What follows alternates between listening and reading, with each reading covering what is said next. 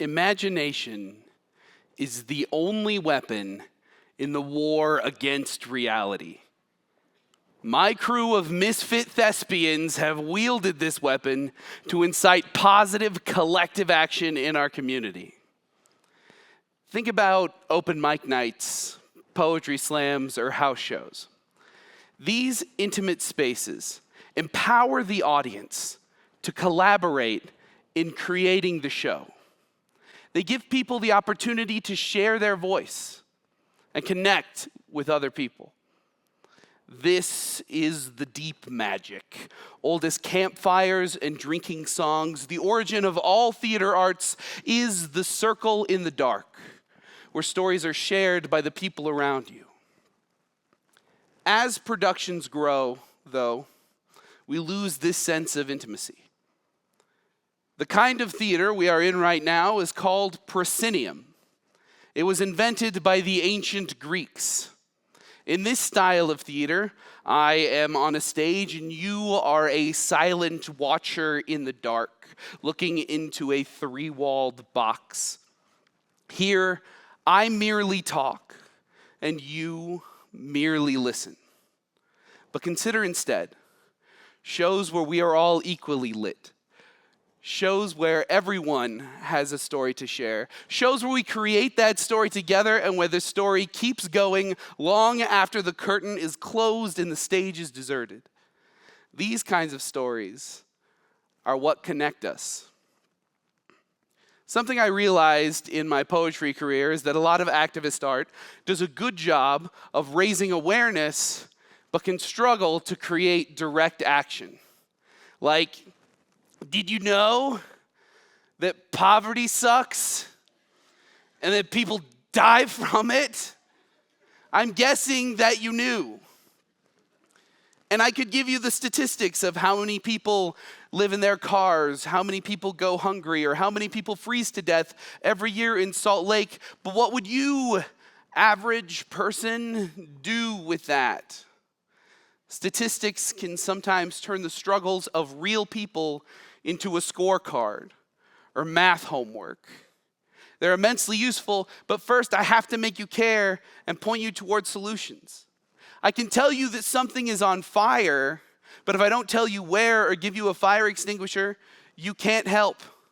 Hey, 75% of a house has burned down. It's raising awareness. Writers have a saying, show, don't tell. But let's take that a step further. Don't just show, don't just tell, incite. Art that incites direct collective action is something of a holy grail for arts activism. In 2019, the homeless shelter near our small black box theater was forced to close its doors. A new shelter was built, but it was smaller and further out of reach for people in the unsheltered community. Worse still, this happened during December, where the winter is deadliest. So, I brought together a crew from the community college theater program, and we created a new kind of theater. We called it the Lord of Misrule, and we turned the theater arts upside down. For starters, we abolished tickets and made the show free. We kept the house lights on the entire time so the performers could see the audience could see each other, and be more active participants in the show. We gave the audience a character with an objective and a set of instructions. Their job was to disrupt the show by making donations to the shelter. The Lord of Misrule is a play within a play. Meet Lucas Carroll, a televangelist who has been stealing from his congregation. Every year, he puts on a live studio production of A Christmas Carol.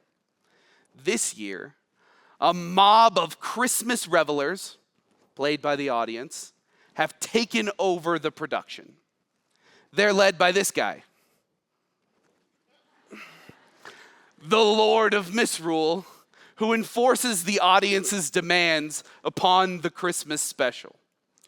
The audience has a list of 69 different ways they can disrupt the show and change how the characters have to perform. Between each act, they can make a donation to the shelter and indicate which number on the list they'd like to see, and we select the ones that have the highest collective donations, and these are a few of my favorites. First, everyone must be in physical contact at all times. The show becomes a sock puppet show. A fan favorite, here comes Mr. Bones. There are ridiculous masks characters might have to wear, and one infamous modifier where a character has to eat a habanero pepper. The cast devised all of these modifiers, and of course we made sure they were safe. With no budget, props and costumes were made from found and upcycled material. The show is sloppy and chaotic by design. It's normal for actors to go off script or break character. All of that is just part of the show. We're not trying to whisk people away into a fictional reality. We're trying to improve the reality we live in using imagination. The show was a hit, with every seat in the house filled. Since then, we've created 4 more shows that use this model. It's not just about fundraising, though. We select small local organizations to support with our productions. In every program, we include information on how to volunteer and support after the show and outside of monetary donations. One of our more recent productions supported the Prison Education Project. We raised funds for books, school supplies, and admin costs for educating inmates.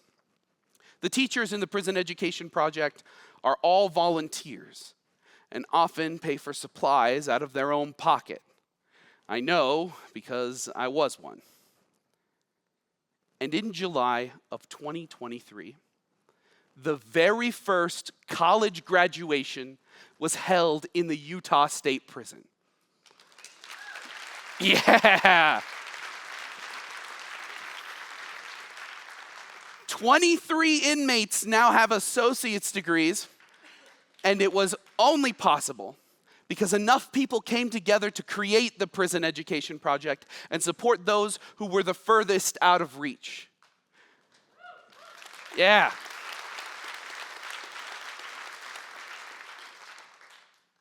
It's not just raising money, though. We're putting our audience on a path and asking them to invest in their community. We're not just telling them about the fire. We're pointing them to the fire truck, and they're helping fill up the water tank. Jacob Marley, my favorite ghost, says this: mankind was my business. The common welfare was my business. Charity, mercy, forbearance, and benevolence were all my business. The dealings of my trade were but a drop of water in the comprehensive ocean of my business. When it comes to theater, some revere the director, some revere the playwright, and some revere the actor. But we, Lords of Misrule, revere the people in our community. It is always real people who we put first. These struggles, like homelessness and mass incarceration, seem like big, monstrous creatures. It's difficult to wrap your mind around a dragon of that size. But imagination is our secret weapon. It brings people together and can even the odds against the most ferocious of beasts.